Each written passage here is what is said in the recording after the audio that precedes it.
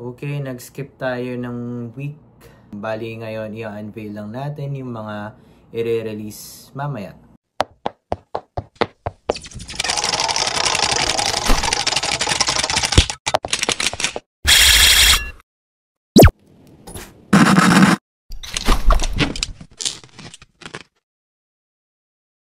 Good day, this is Ferdy and welcome to the vlog. Ngayon, mag-unveil lang tayo ng mga i-release mamaya. If you haven't subscribed to the channel, please make sure that you do so to be updated in our latest videos. So, tara, start na tayo. Hello guys, so unahin muna natin yung Bape. Dito sa Bape Japan, we have this Crocs. So, after a long time nakipag-collab sila with Crocs, meron tayong tatlong colorways. So, pink, blue, and green. Ayan, yung details. May mga gibbets pala siya. Yung Ape Shall Never Kill Ape, yung Shark Head, yung A na Tiger, yung Bape Head, pati yung Baby Milo. Ayan, so mamaya i-release yan. Ito yung retail price for the ladies and men's. 13,200 yen. Yung kids is 8,250. Tingnan natin yung green. Ayan, ganda. So you can see the back part. Meron tayong Crocs doon, rubberized, tapos yung Bathing Ape doon sa midsole section. And yung gibbets, yung itsura na niya pag may gibbets is this one. Doon sa niya, instep or doon sa footbed, just the regular Crocs and Bape na collaborative logo. Mas maganda siya pag may gibbets kasi tingnan niyo naman pag wala, parang okay lang naman. Pero mas preferred ko yung may gibbets. So, that's what we have with Crocs and Bape. Tignan natin yung bago nilang Sakura collection. So, ngayon, nag-release sila ng Sakura collection kasi nga, pa-spring na. And ito yung mga designs. So, we have this one, World Gone Mad na Bape Sakura. Sa nape area, may a Bathing Ape. Bali, dito naman is yung black na Ape Head Sakura logo. Ayan. And sa nape area, merong a Bathing Ape, as you can see. Ito naman, yung pink na ape head, parang bland lang, face tea yung tawag. Pero yung dito sa back part niya, mas malaki. And ito naman yung Sakura Tree by Bathing Ape. I think they've released this last time. Parang ni-recycle lang nila yung design. And ayan, ape head sa nape. Ito naman yung isa. So, ito rin yung nape area. Pare-pareha sila sa nape area. Ito naman yung Japan exclusive nila na Sakura Tea. So, this is recycled from last year. Ayan. So, this means Nihon or Japan. Yung kanji na yan. Yes, nag-aaral na ako. And meron siyang katakana na Bape sa nape area. We also have this one, Bape in lukewarm water. Parang naliligo siya sa hot spring. And ayan, Sakura trees. Nakapalibot. Meron ding black. Maganda yung black. And we have this one, Japan. A Bathing Ape. Ayan. This is the Baby Milo and Baby Lisa. Sakura na exclusive. Japan exclusive din, of course. And we have this one. Ayan. So, that's it with Bape. Tignan natin yung iba pa nilang news. They have this trial camo Bathing Ape. Medyo iniba nila. So, this is their shirt. Ayan. Tapos, ito rin. Bali, iniba lang nila yung design nila for the camo. Ayan. Ito, sakto lang for me. So, ito naman, hindi nila na-incorporate ng maayos tong Ape Shall Never Kill Ape sa gitna. Parang hindi siya masyadong kita for me. This one, Ape Face Tati. Ayan, yung mga iba nilang collection. So, if makita man natin mamaya, picture na lang natin para ma-post. So, tapos tayo sa Bape. For this week, this is week 2. Nag-skip kasi si Supreme ng week, kaya ayun. Week 2 is March 6 sa US. Dito naman is March 8. Bali, ang drop list nila. Last week is this one. Ito ay US exclusive lang. Nagre-resell siya ngayon ng sobrang taas. Ito yung Los Angeles Fireleaf Box Logo Tee. Ayan. So, okay rin naman yung design. Pasensya na kung may ads kasi ganun talaga yung ng Supreme community. For this week, we have this AFX Twin collaboration. Di ko actually sila kilala. Accessory nila is cool. Coin knife. Parang that's the first time I've heard of it. AFX Twin shirts. Ayan. Merong iba-ibang klaseng shirts dito.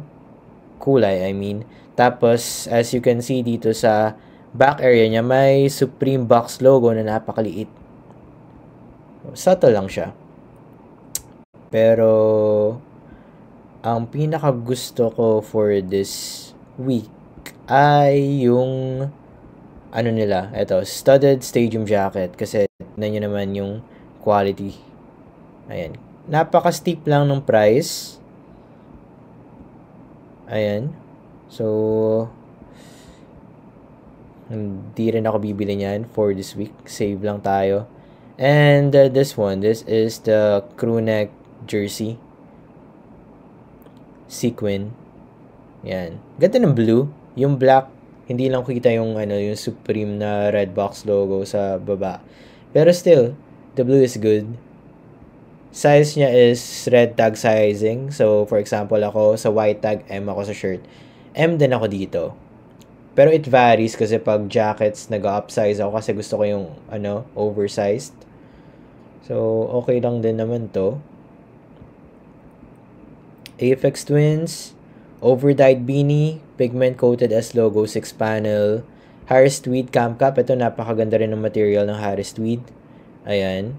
So, if you know Harris Tweed, textile manufacturer sila and hand-woven cloth. And 100% pure new wool. Medyo hindi lang siya pwede sa sa tag-init kasi sobrang I think babaho siya. And we have this old English plaid flannel shirt. Plaid ba? Plaid. Kung ano mang basa nila dyan. So may Supreme din sa sleeves. Ganda. Pero still not a fan of their flannel shirt. Mayflex Twin. Mechanics Work gloves. Alpha Industries cargo pant. Ayan, they have cargo pant with Alpha Industries. So, hoodies, nylon trail pant. Ayan, napaka-subtle. They have this Aphex Twin zip-up hooded sweatshirt. Aphex Twin skateboard, thermal, and Aphex Twin 6-panel. Sa shorts naman, naglabas din sila ng thermal shorts, hooded jacket, sweatpant, mohair sweater. That's interesting. Pero titignan nyo yung nandito sa baba. Red na red, ibig sabihin, wala may gusto talaga ng Aphex Twin. So, Supreme, nangyari? Week 1 and week 2, parang hindi maganda yung release nila. I bought some newspaper pants from week 1 though, hindi ko pa na-unveil. And this skateboard, unsettling. So, napaka-unsettling na tong graphic na to. Di talaga ako fan nitong parang imagine, di ba? Napaka-sexy naman ng lalaki na to. So, that's it with Supreme Community. And dito tayo sa Supreme Team _VN or Vietnam. Ito yung price niya in yen. So, yung Aphex Twin, grabe ang mahal. 12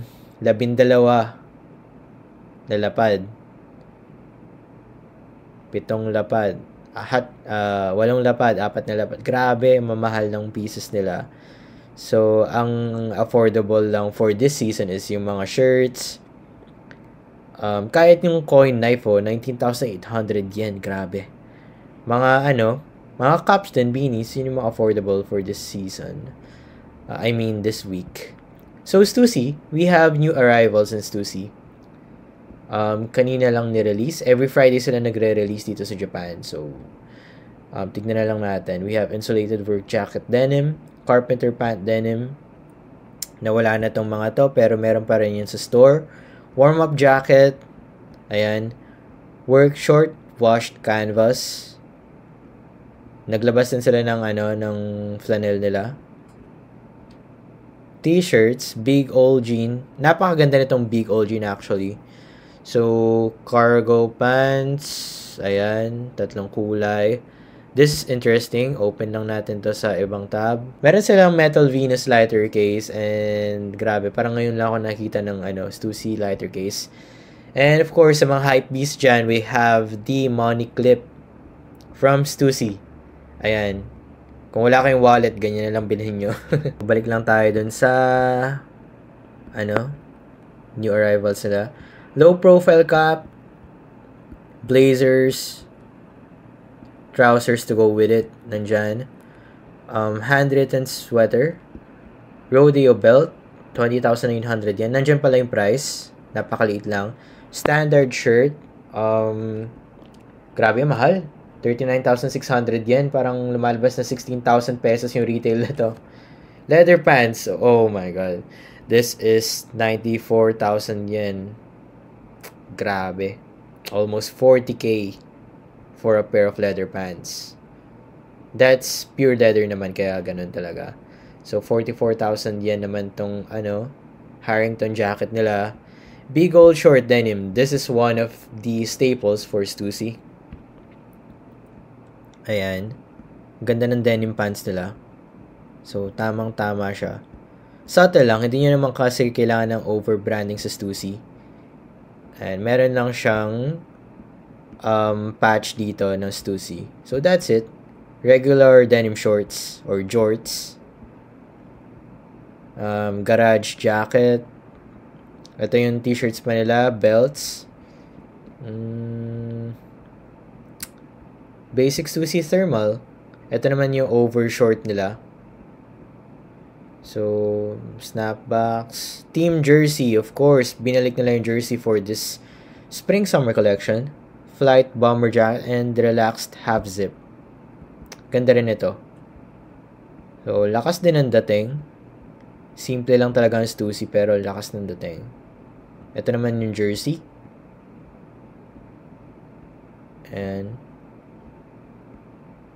so, that's how they wear it in the lookbooks. So, may Stussy rin siya sa likod. And meron din siya ditong natural color.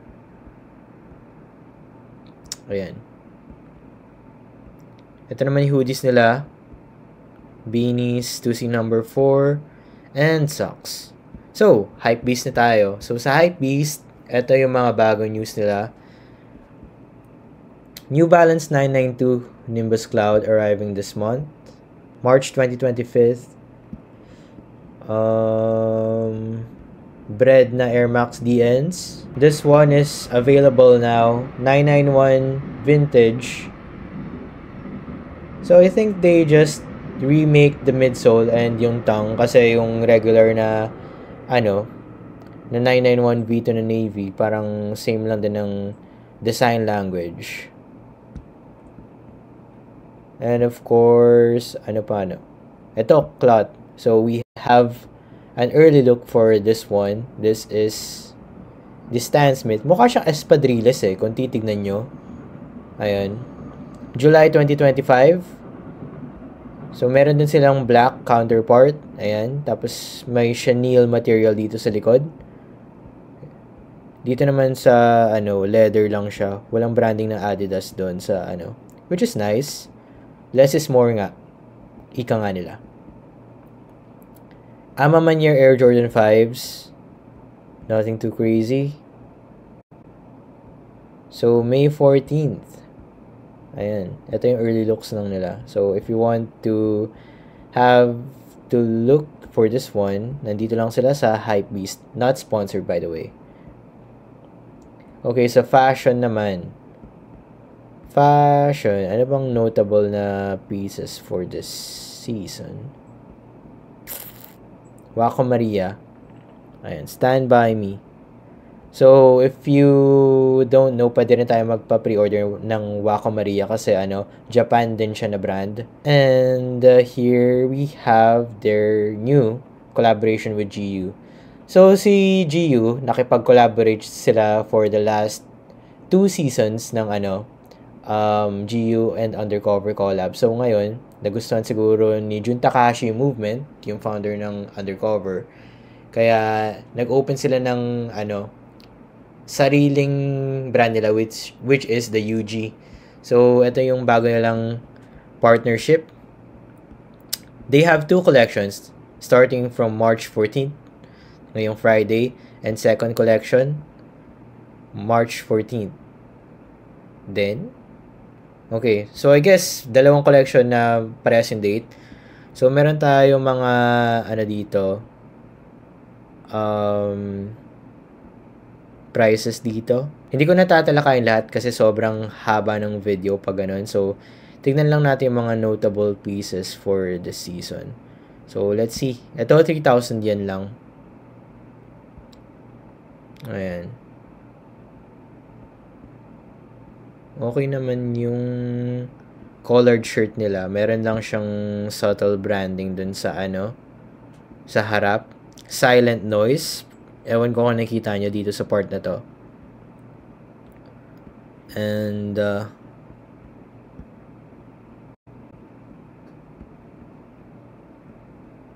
hirap naman i-navigate ng site ng GU. So, ito yung mga graphic shirt nila. New York City, Silent Noise. Ayan, ito ang ganda nito. Yung football t-shirt nila, half sleeve. I think kailangan nyo mag-oversize kung gusto nyo ng streetwear look talaga. Bottoms, they have this utility pants, Undercover. Tapered pants. May socks din sila pero not going to discuss those. Meron din silang UV protection twill cap over here. And of course, their two-way bag. Ngayon, ito yung mga pinakasikat nilang pieces. This is what they have for this season.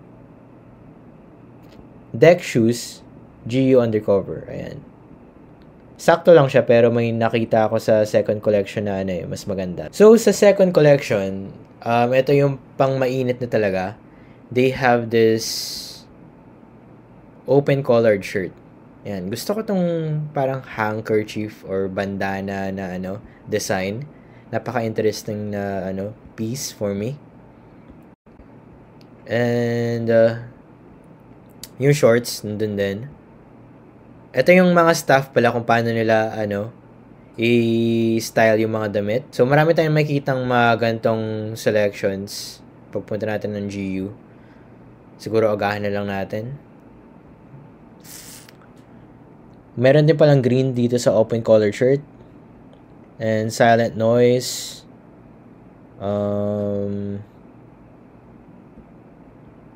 Sakto lang. Ito ang ganda rin This is the tote bag. Lakas din ang dating. Tignan nyo. So, yung bandana na na design is very good looking. Ayan, silent noise. Mura lang siya, 3,000 yen, mga 1,200 kaysa bumili kayo ng Undercover talaga, sobrang mahal.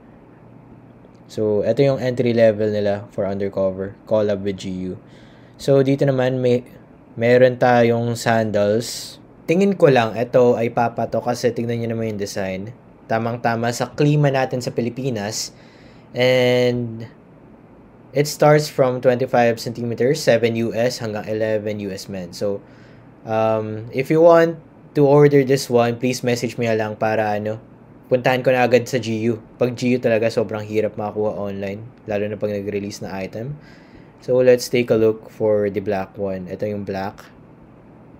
Yung beige, okay rin naman yung beige. Parang two-tone lang yung kanyang kulay. Yung black is just simple and stylish. So, that's it. Okay, so that's what we have for this week. And ano sa tingin nyo guys? Ano yung mga gustong-gusto nyo na release this week? Just let me know down in the comment section. And para sa akin, gustong-gusto ko yung GU Undercover collab kasi imbes na kumuha ko ng designer brand na mga slides or sandals, I'll just get the GU Undercover for this season kasi napakaganda rin and napakasimple. So, Sabi nga dito sa Japanese culture, less is more. Well, sa fashion, pero iba-iba pa rin yung taste ng tao. So, yun. Bali, dito na tayo nagtatapos. I just want to thank all of you guys, my viewers, my friends and family, my wife, my best friend, si God. And this is me, signing out. See you in the next one. Bye-bye.